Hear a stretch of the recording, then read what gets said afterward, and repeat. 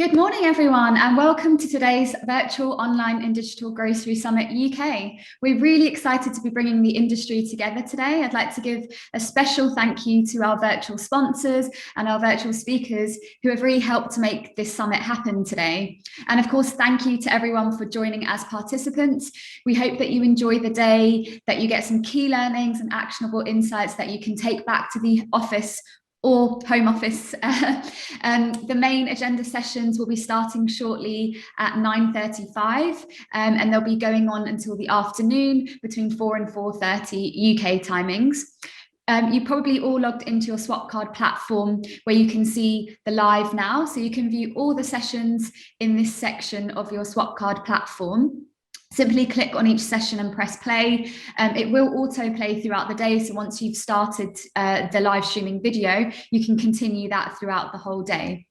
There is also a feature in the bottom right-hand corner called Live Discussion. If you click on this, you can post any questions for our key speakers today. You can chat and start conversations, comment on any of the sessions at any point today. And we do have time at the end of each presentation to ask some questions for our speakers. So do feel free to send those in at any time. We'll be monitoring them and we'll be asking them to our key speakers for today. We also have some really exciting video-enabled roundtable discussions in the afternoon. These are from 2:15 to 2:40 and then 2:45 to 3:10. So they're 25 minutes each. There are two of them that are back-to-back, and you can view them in your Swapcard account under the section that's called Roundtables from the menu bar. You click where it says join at the start time, and then you simply leave the room at the end time, and then you can go to your next one and click join again.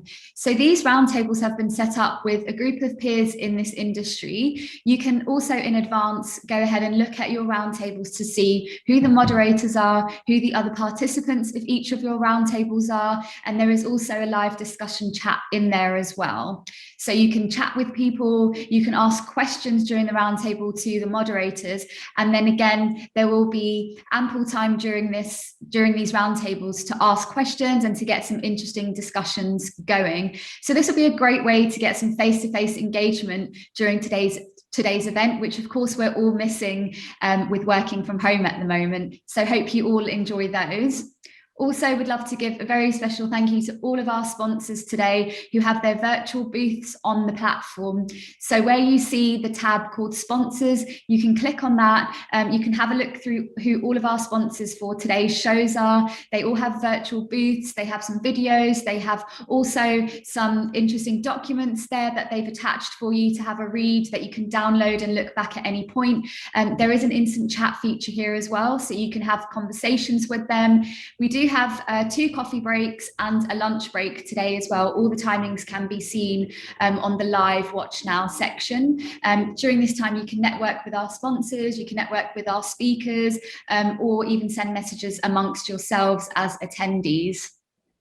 The platform is also quite interactive and can be utilised for networking throughout the day. So you have an inbox, you have a notification center, you can view all of the attendees for today, you can connect with them, you can start conversations with them, and there is even a video chat feature as well. So if there's anyone you'd like to connect with, you can click on their profile and you can request a video chat or even instant message with them throughout today's event. And even over the next couple of weeks, the platform will remain open in case there was anyone you missed and you were quite keen to connect with them. Also for our speakers and for our sponsors, if there was anyone you had any questions for, feel free to reach out to them on this platform. So without further ado, it's my absolute pleasure to welcome you today to our 2 chairpersons for today's event. They are co-chairing this event, and I'm really, really excited to have them on board with this event. I think they're a really great dynamic duo. So they should be on screen now. Here we have Lucy Hutchinson, who's the Global Content Acceleration Manager from Mars, and we have Vishal Krishna, who's the E-commerce Director for Northern Europe at Johnson & Johnson. So let's start with you, Vishal. Thank you so much for joining us today. Would love to know, how are you doing? Good. Thanks, Sarah. Thanks for a wonderful introduction. Yes, it's wonderful to be here today. And unfortunately, we can't see everyone in person, but we'll we'll make this really good. So so a bit about me. I think I've met a few of you before, but I've moved roles recently. So I'm now at Johnson & Johnson, as Sarah has said. I'm going to move my slide on. There you go. There you go. So I'm the Northern Europe Director for Johnson & Johnson. I've been in role for about 2 months now. And yeah, I mean, obviously we're here to talk to you about what's been happening in the marketplace in the last year. As you know, it's been pretty crazy. So we're going to introduce ourselves, and we're going to talk about what's been happening and introduce some of the speakers, which you'll hear from some fantastic speakers today. So yeah, it gives me great pleasure to introduce my co-chairperson, who's Lucy. So Lucy, you want to talk about yourself a bit? Hi everyone. So I think I know some of you already. Those of you that don't know me, I am the Content Acceleration Manager for Mars Inc. So I've been with Mars for about 3 years now. And anyone that's met me before knows I'm really passionate about driving transformational change across the business.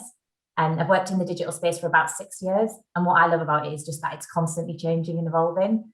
I currently sit in a global marketing role for Mars Inc., which means I work across all 3 of the business segments. And I'm responsible for driving content acceleration through the organization, basically through our MarTech tools. So leading the implementation of content processes and tools to make sure that local markets can step change their deployment and make sure we have an integrated ecosystem. Prior to that, I was the digital acceleration lead for Mars Pet Care, and some of you might also know me from Kellogg. So super excited to be here. It's great to see some familiar faces. And for those of you that are new, hello, welcome. You're joining a great community, and we really do just encourage you to sort of ask questions, be curious, learn. And now I think we'll probably take you through a little bit of context and what to expect today. Is that all right, Sarah? Cool. So we know the past year has made it very, very clear that DCOM needs to be the centre of any business strategy. So many retailers and brands have learned firsthand over the last year that the importance of leading in this area, but also the challenges that come with that. And COVID-19 has really forced us to prioritise digital capability, and it's changed how we're going to work forever, really. And we know that successful leadership teams will now champion technology and digital talent and data. And those businesses that want to win will create a culture that enables cross-functional teams to react swiftly to the changing behaviours without a fear of failure. So just take you through some examples of that. So over the last year, more than ever, we know that shopper expectations and technology have changed rapidly. This means new models and routes to market have emerged and gained huge popularity.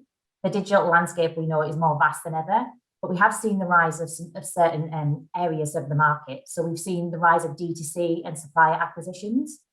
So with the pandemic requiring us all to stay at home more, we know that retailers have exhausted their online order capacity through increased demand. We know they've had to rationalise ranges, and it's driven businesses to use online to sell directly to consumers. So demand became so high for online ordering and home delivery that the cost to acquire and retain shoppers became a key barrier to operate in D2C was then removed. So we've seen that there's been a huge rise in D2C and also established brands acquiring new digital propositions. So a good example of that is Nestle acquiring things like the recipe kit company Simply Cook. To add to this, there's been lots and lots of international expansion through business acquisitions. So you'll have recently seen that GoPuff announced its acquisition of Fancy in the UK, marking its entrance into international markets. And we've also seen Gorilla, who is a new player in the last mile, launch in May. And they're operating now in 12 cities already within the space of a year. And another keynote change is the evolution of marketplaces into ecosystem retailers. So we're seeing retailers providing a network of retail, but also services linked by their logistics, financial services, and technology. It's no surprise that Amazon and Alibaba play heavily in this space. But a key trend to this is that we're now seeing physical stores being opened so that those retailers can understand shoppers' behaviour offline and online and become more omni-channel. The newer route to market as well that is worth noting is social commerce and what we like to call shoppertainment. So COVID has really seen retailers experiment even more in this area, helping to make commerce more accessible at a time when it was restricted.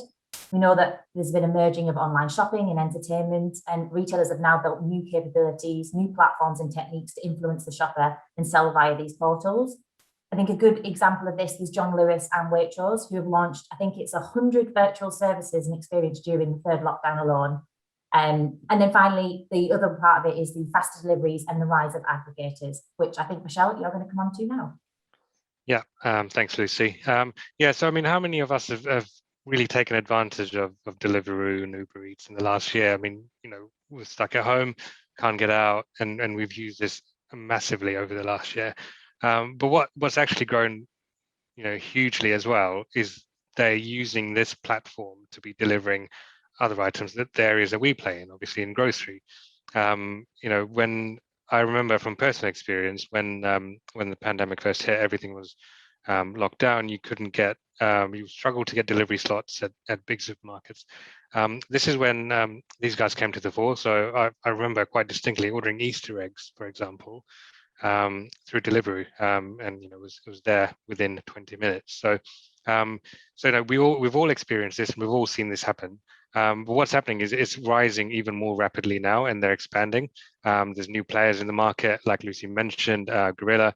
There's also, we're seeing big IPOs on the London Stock Exchange, and that's really important because I think a lot of these aggregators are choosing London as a kind of as a place to launch or to go public. As we all know, Deliveroo IPO didn't go particularly well, but I think it's more because of the hype rather than anything else. And we know this is a very, very competitive space, and it's here to stay. It's almost become a very competitive race to see who can get the quickest, and I don't know how kind of that will play out, but it certainly has become the new currency. So all of these aggregators and all these fast last mile deliverers are finding that extra little bit to play for, to the point where I think it was Amazon quite a few years ago were looking to do drone deliveries, but now several other companies are trying that as well. And we'll definitely be watching this space to see how we can make this quicker and more convenient. Because when we think about it, the two main tenets of online shopping is speed and convenience, and this is basically the wheelhouse of these operators.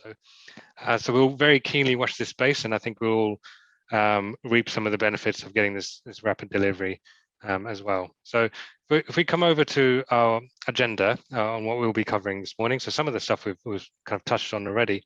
We'll be looking at how to build and launch a successful D2C strategy. A lot of businesses are talking about this now, and a lot of people are looking at this and how to make this successful. So we'll hear about that. How and something really key in these times as well is how we better the relationship between retailer and supplier, and how that relates to shopper activation, and how we can get that really kind of functioning and firing on all cylinders. We get some insight from how some challenger brands use the space to grow. And again, as we've seen in the last year, we've seen many different brands come into the space and really fight for their position.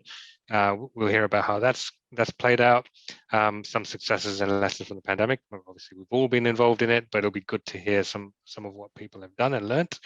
And in terms of strategic partnerships, about growth, everyone's after growth at the moment, but it's about how can we really accelerate that and grow sustainably. So we'll hear about that. And then finally, in the morning session, we'll hear about our strategies for events. So how can we really make that come to life? And I'll pass you over to Lucy to take you through the afternoon session now. Yeah, so after lunch, we'll then take a look at how best to partner with bricks and clicks retailers. We'll also take a closer look at optimization and personalization, and how to build successful omni-channel strategies, and also a look to the B2B landscape. Plus, obviously, there are some roundtable sessions in there as well. So, I mean, that was pretty much it in terms of context and setup for the day. But as you continue your e-commerce journey, we just really hope that this today helps you drive your conversations, helps you to get the buy-in you need from your organisation. And obviously, please feel free to ask any questions throughout the chat feature, and we'll obviously pose it to the speakers.